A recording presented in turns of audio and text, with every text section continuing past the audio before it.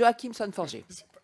Oui, mais je vais rebondir sur ce qu'ont dit mes collègues sur l'armement léger pour nos troupes. C'est pas qu'on a bradé en faisant ce choix. Il faut se rendre compte que le FAMAS, c'est un fusil qui a 40 ans de vie, qui a des percuteurs qui sont anciens. Ça coûte très cher de les remplacer. Pour 3 percuteurs, vous avez un nouveau HK416. Les chargeurs sont aussi très chers. Donc tout ça, ça fait que le coût engendré par le maintien du FAMAS devenait déraisonnable par rapport à moderniser cet équipement. Et le fusil HK416, qui n'est pas du tout un R15 bradé de mauvaise qualité, c'est ce qui se fait de mieux, c'est une plus ultra avec un système de piston empreinte gaz. Demandez aux militaires, demandez aux tireurs sportifs, c'est quelque chose, c'est du matériel de très haute qualité qui est demandé. Nos forces de l'ordre, elles ont aussi des fusils de cette qualité, chambrés pareil en 5,56 NATO avec le HKG36. Vous avez, c'est pas du tout du matériel au rabais. On a ça, on a la version fusil de précision pour nos forces spéciales AK417.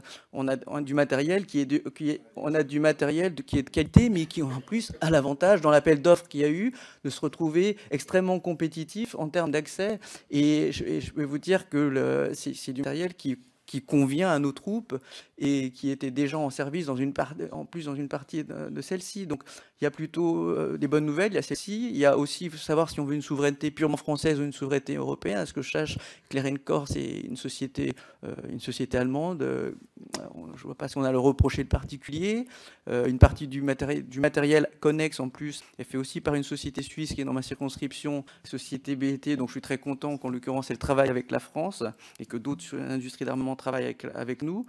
Là, je vois plutôt une question finalement de souveraineté européenne. On assure la protection de nos troupes en leur donnant le meilleur matériel. C'est dans la même ligne où on a fait ce renouvellement avec les treillis F3 qui arrivent, exactement pareil, qui vont dans cette ligne. Moi, je crois qu'au contraire, on est dans une ligne du souci de nos troupes.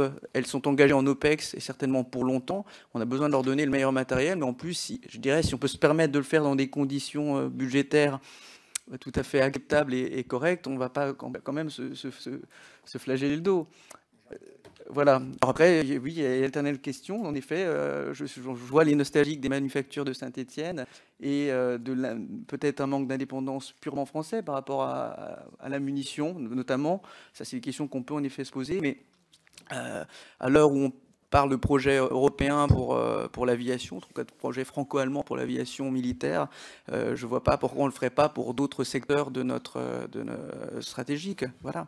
Et je voulais aussi ajouter mon petit mot comme Madame la Présidente sur la question maritime, parce que oui, en effet, là, c'est donc notre rapport, nous, de la Commission sur mer Océan, arrivera à publication d'ici la fin de l'année. Là, normalement, il faut clairement, on a une situation très particulière où la France, avec sa gigantesque Z2 et sa marine, qui travaille à la fois pour assurer notre présence et dire qu'on est là dans les territoires distants, elle est une des rares marines qui fait aussi cette police contre la pêche illégale.